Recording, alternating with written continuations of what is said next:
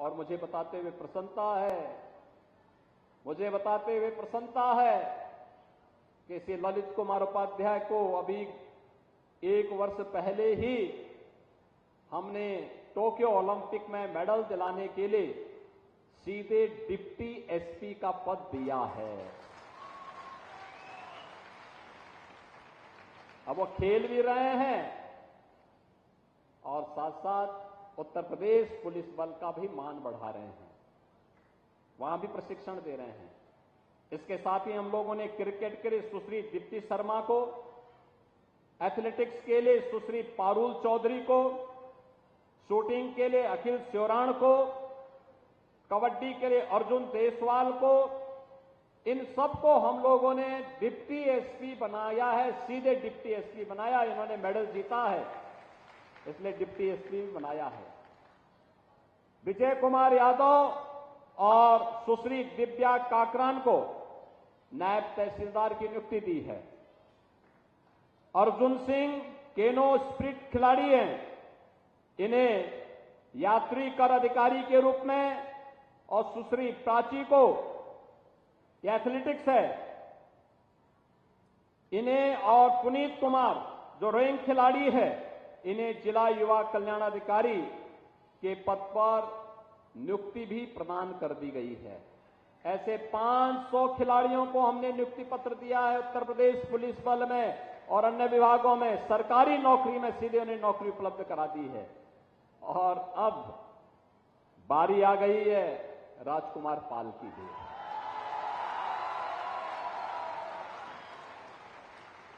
अभी जब मैं मंच पे आया था, श्री ललित कुमार उपाध्याय जी के माता पिता जी को मैंने देखा, दोनों एक सामान्य परिवार से, लेकिन परिवार के लिए कुछ करने का एक तमन्ना का भाव था।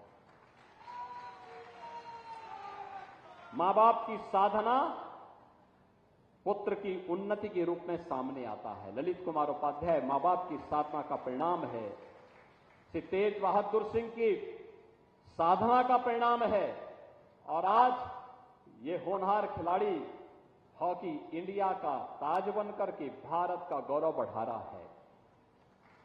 तो एक गरीब परिवार में मात्र 11 वर्ष की उम्र थी, पिता की साया उड़ गई, लेकिन मां ने हिम्मत नहीं हारी। 3 पुत्रों को पढ़ाने का दायित्व, लेकिन पढ़ाने के साथ साथ खिलाना भी है, क्योंकि जब खेलेगा तभी खिलेगा। और राजकुमार पाल और उनके दोनों भाइयों ने मेहनत किया, इसी स्टेडियम से आगे बढ़े। आज तीनों आगे बढ़ते हुए राजकुमार पाल तो हॉकी इंडिया के सदस्य बने और अभी पेरिस ओलंपिक में उन्होंने भारत को मेडल दिलाने में योगदान किया। बहनों और भाइयों, इसका मतलब अब राजकुमार पाल भी सीधे डिप्टी एसपी बनेंगे।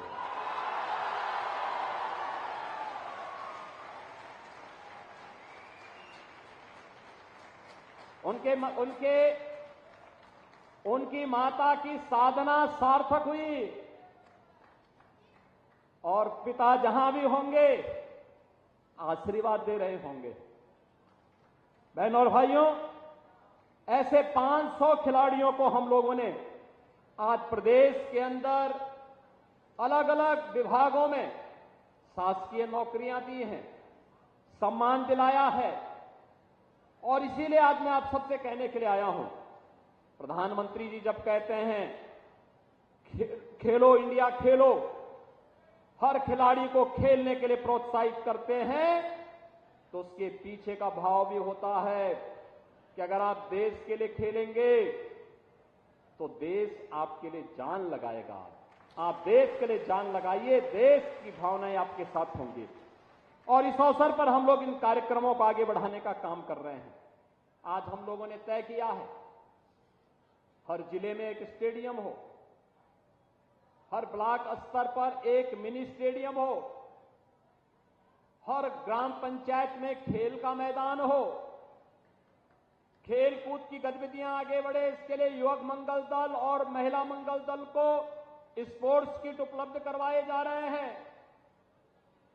खेल एकेडमी को हम लोग सरकार के स्तर पर सहयोग कर रहे हैं, और यही कारण है कि आज हमारे पास 2 अंतर्राष्ट्रीय क्रिकेट स्टेडियम, 84 स्टेडियम, 67 बहुउद्देशीय हॉल, 13 कुश्ती हॉल, 38 तरणताल, 15 सिंथेटिक हॉकी मैदान, 47 अत्याधुनिक gym centre, 20 synthetic tennis court, 16 छात्रावास भवन, 6 shooting range, 14 synthetic basketball court, 2 judo hall, 12 weight lifting hall, 2 indoor volleyball hall तथा 19 डॉर्मेट्री आदि खेल अवस्थापनाओं का कार्य अब तक प्रदेश के अंदर संपन्न हो चुका है, जो आज हमारा खिलाड़ी उपयोग कर रहा है। खेल और खिलाड़ियों के बढ़ाने के लिए, उनके प्रोत्साहन के लिए हम लोग 18 जनपदों में 16 खेलों में 44 छात्रावासों का संचालन भी कर रहे हैं। 3 स्पोर्ट्स कॉलेज लखनऊ, गोरखपुर और इटावा में संचालित किए गए हैं। स्पोर्ट्स कॉलेज का आवासीय क्रीड़ा छात्रावास के खिलाड़ियों के लिए अब उनकी जो डाइट होती थी प्रतिदिन की, पहले यह 175 होती थी, हमने बढ़ाकर के 375 प्रतिदिन कर दिया है।